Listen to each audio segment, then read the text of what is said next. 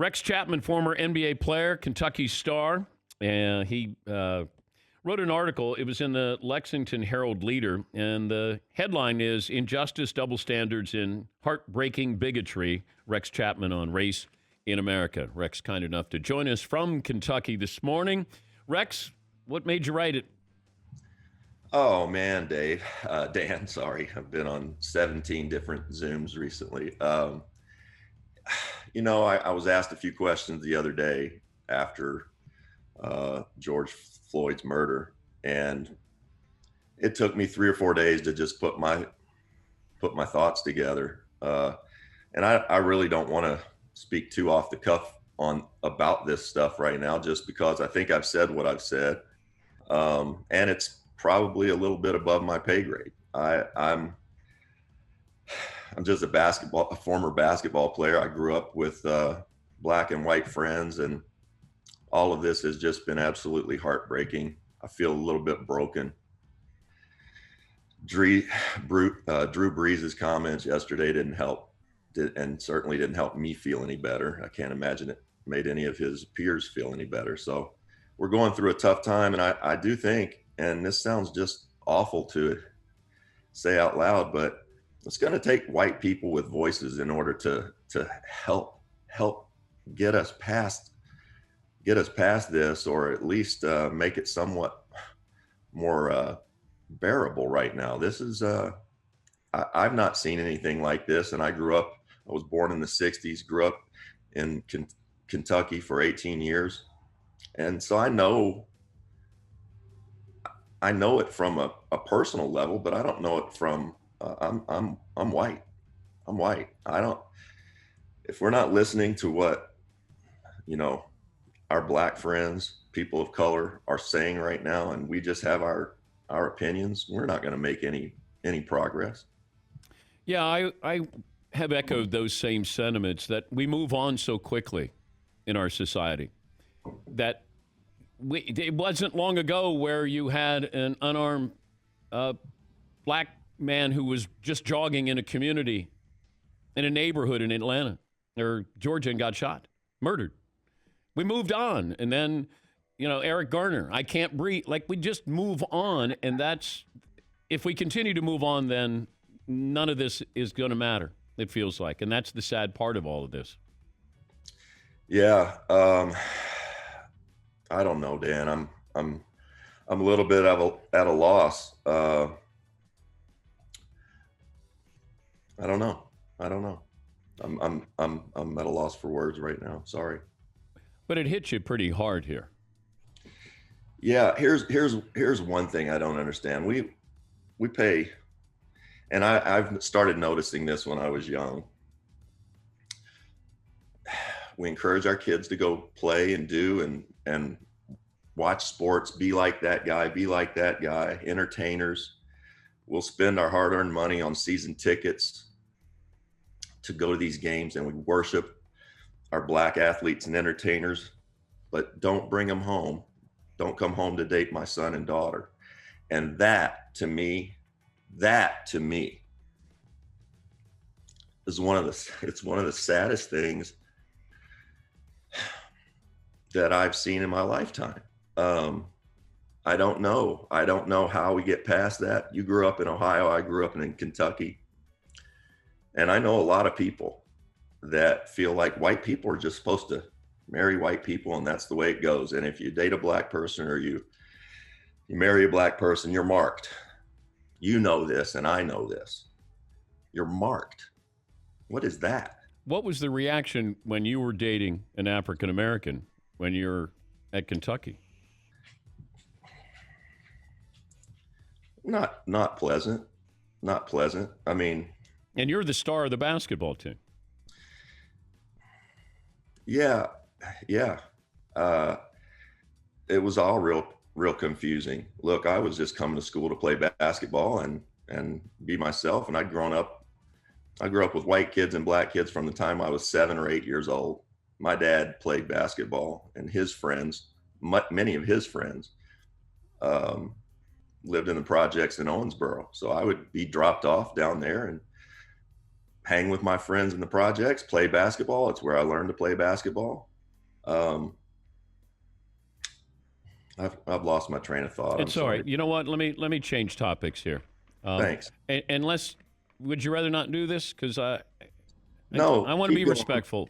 Look, I know it's. Yeah. No, look, man, this is stuff that needs to be talked about. Um, my point was, I was just going to play basketball. I was a teenager, and I didn't think about the basketball part. For me, was very easy at Kentucky. Very easy. I mean, aside from all the conditioning and stuff you do when you get to school, the actual basketball part was easy. It was the other stuff that was hard, trying to live up to. And look, not only to what people wanted me to do with my dating, but look, I didn't care about school. I didn't, and I should have, but I didn't. I could make good grades, but they wanted me, people wanted me to be the all-American guy, make good grades, be, all academic, and just sort of portray that all-American image. And I've struggled with that my whole life because I'm not that guy. I'm not that guy. I'm just me. I'm not trying to be what you want me to be. I'm just trying to be myself. And honest to goodness, Dan, I got in trouble for shoplifting a few years ago. And it's hard for me to even say that. You know me, or you've known me forever. I've never been in trouble. And I went down a path of addiction to where I actually stole something. But nobody's ever called me a thug. Nobody. And I played with teammates for years who were portrayed as thugs. Not a one of them had ever gotten in trouble. My feeling on it was that it's not about thuggish behavior. It's about whether you've got tats and cornrows. And that bothers me. I played with several guys my whole career, in and out, with and against, who really the media always say, he's a thug. He's a thug. Or people would say that. And it couldn't have been further from the truth. Just had cornrows, maybe some tats, maybe dreads. I don't know. I do know that people are afraid of things they don't really understand. And I've never understood how you can look at someone and not actually want to get to know them. And listen, we can generalize all we want, Dan. You never truly know a person's pain until you've sat and talked with that individual person. Yeah. You don't know what their pain is. We're talking to Rex Chapman, former NBA player, former Kentucky star. I go back and I looked at video. That was painful for me to see that video of you shoplifting. And I'm going, I had been with you, and I came in that day, and I said, that can't be the guy that I've known for a long, socialized with you. And then look, we have people that are close to us who have been addicts, or there's an addiction, or drinking, or whatever, it's pills. And I just said, you're no different than anybody else. You're susceptible to this. But golly, I can't believe that's you in that video. I know, man. And I walked around for many years just kind of numb from the painkillers. But yeah, I don't know. This is difficult. I'm glad. I'll be ready for us to talk horse racing and basketball, and maybe even John Calipari to the Lakers at some point. There you go. There you go. Oh, I love that. When all of a sudden I'm going, Rex has Calipari going to the Lakers. Man, did you catch grief? Oh, man, did I. But you know what? The positive about that was I was so messed up on the painkillers, I didn't really think about it too much. No names here. Yeah. What's the best recruiting enticement you got? Because you were one of the great high school players in America. You don't have to name names. Yeah. You don't have to tell me what Kentucky gave you. But what is the best enticement you got coming out of high school? Yeah. I don't really know what you're talking about, but hypothetically, sarcastically. Yes, of course. Hypothetically, what could have been the nicest thing? Hypothetically, one of the sweetest things, and I'll go ahead and say this because I don't think it was a recruiting violation. Back in the day, Wildcat Lodge, where the players stay, and Kentucky basketball players stay. Kentucky basketball dorm. Yeah.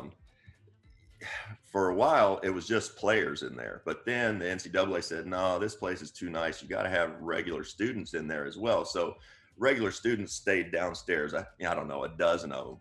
But I put two of my best friends, Kevin and Keith Vanderpool. They're twins. Grew up. We played Pee Wee football together, high school basketball together, everything. They came and lived in the lodge. Wait, that's not juicy. Come on. I know. I can't. What do you want? Did somebody offer you a car? I don't know. That's a yes. I don't know. No. A bag of cash? Nobody offered me anything. Did somebody offer somebody you knew something? I don't know about that. Did you ever get a $100 handshake at Kentucky, Rex Chapman? From my mom and dad. Oh boy, your dad didn't have $100. No, because he bet the pick six at Ellis Park the previous day. By the way, Rex went hardship. Back then, right. When you went early, you went hardship there. You and I joke about that, but let's think about that a little bit, right? At this point in time with all the race stuff. Yeah. We joke about that. Oh, there's a label attached to you. It is, but also it's a label. It used to be. What did it used to mean, Dan? You tell me. Well, that you didn't have money, that you had to help out your family. Right. And the reason it's interesting that I went hardship, it's really not because we didn't have a lot of money. We really didn't. But almost everyone else who's ever gone hardship is black. You and I joke about it, and it is kind of funny and all that. I went hardship. You leave early now, but hardship back in the day meant, something different, I think.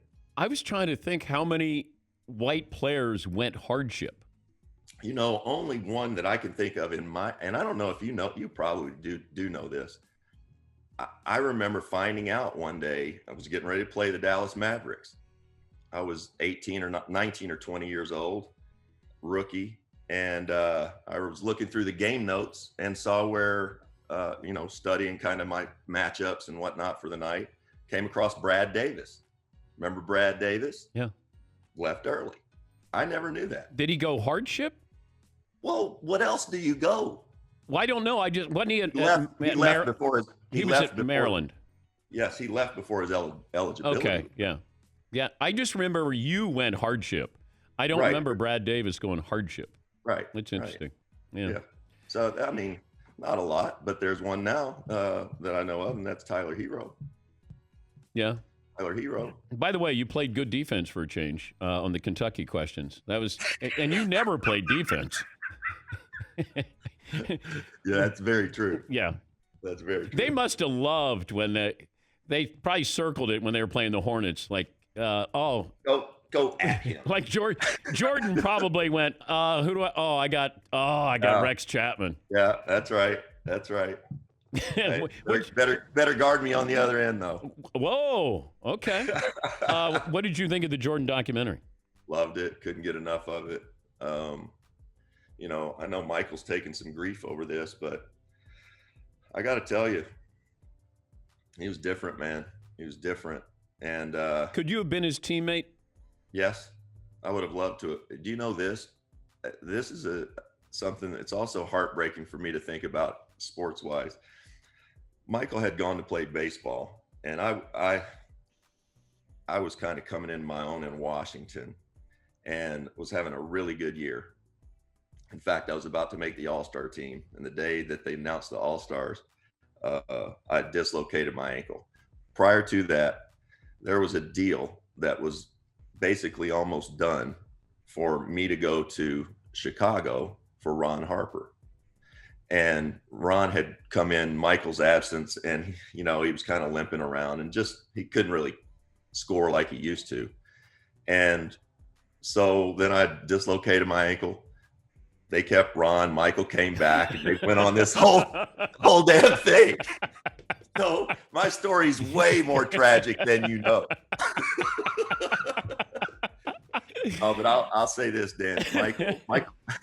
Michael called me in high school for Dean to go to Carolina. He was probably first or second year player in the league, and that was cool and everything. But then we had the same agent forever, David Falk. Wait. So Jordan calls you. You're a senior in high school.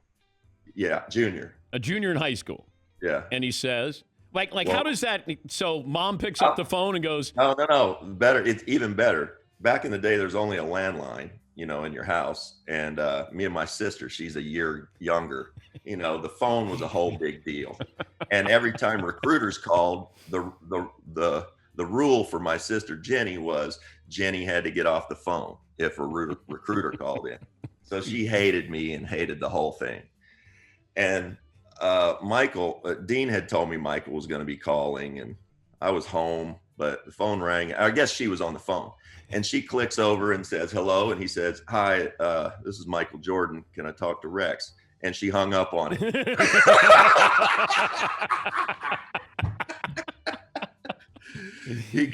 He called right back, and I guess she figured it out. How did you turn? So now you know why Michael lit you up that one night, because you turned down Carolina. He holds grudges, Rex. No, man. But the thing about that, I go to Kentucky, and then I signed with David, and then Michael and I became friends, and we played golf together. We'd go bowling together and whatnot. And what I want to say is that you saw the interviews that Michael gave in high school, and that he gave, a couple years there at Carolina. I'm proud of him, man. I'm proud of where he's come from and what he's done. He didn't have to figure out the media like I do, some journeyman NBA schlepping around the league. He had to learn how to be polished on camera and say things and not be inflammatory. He's worked hard to get where he's gotten. And yeah, I know he takes a lot of grief, and maybe rightfully so at some point. I love that man. I love Michael Jordan. But I'll tell you one other little story quickly. He beat me almost every time we ever played. My year in Miami, we beat them, fluky game. I got 38 or 39. The year they went 72-10. Yeah. And we beat them at our place. They ended up sweeping us like we were a JV team in the first round of the playoffs. But this is regular season, and I had a big game, and they partied all night on South Beach. And I know they did because I was there.